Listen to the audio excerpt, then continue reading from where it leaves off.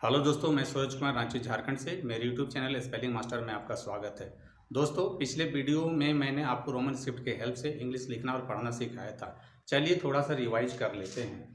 English का एक word Bush लेते हैं और इसको हिंदी में लिख लेते हैं। आपको इंग्लिश नहीं आता है लेकिन आपको रोमन स्क्रिप्ट आता है, तो चलिए रोमन स्क्रिप्ट के हेल्प से इसको लिखते हैं।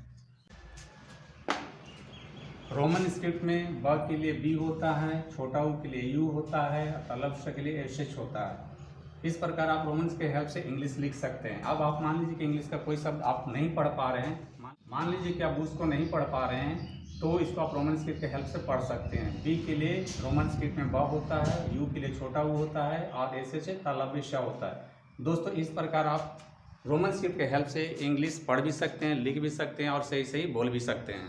दोस्तों, स्पेलिंग लिखने पढ़ने के लिए रोमन स्क्रिप्ट के कुछ मुख्य बातों पर ध्यान देना होगा। जैसे हिंदी के स्वर, छोटी ई के लिए आई, बड़ी ई के लिए डबल ई, छोटा ऊ के लिए यू, बड़ा ऊ के लिए डबल ओ होता है। अब हिंदी का एक शब्द लेते हैं डिड। दोनों शब्द डिड ही लिखा हुआ, लेकिन एक में छोटी की मात्रा है, दूसरे में बड़ी ई की मात्रा है। छोटी ई के लिए आई होता है और बड़ी ई के लिए डबल ई होता है।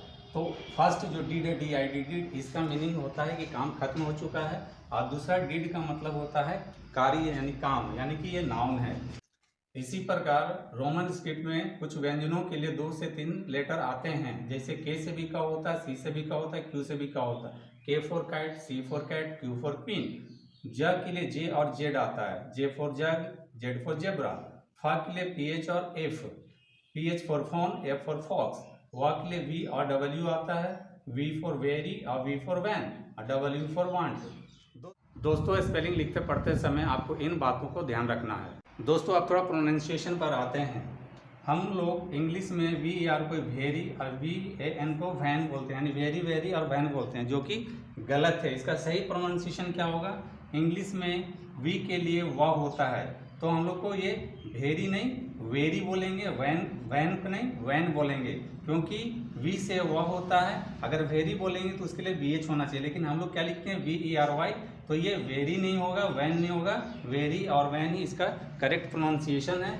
और नीचे देखिए, तालब श और मूर्धन्य श के लिए एस एच होता है, तो एस एच ई को शी बोलेंगे, और दंती श के लिए एस होता है, तो एस ई ए को सी बोलेंगे विदाउट विशिल।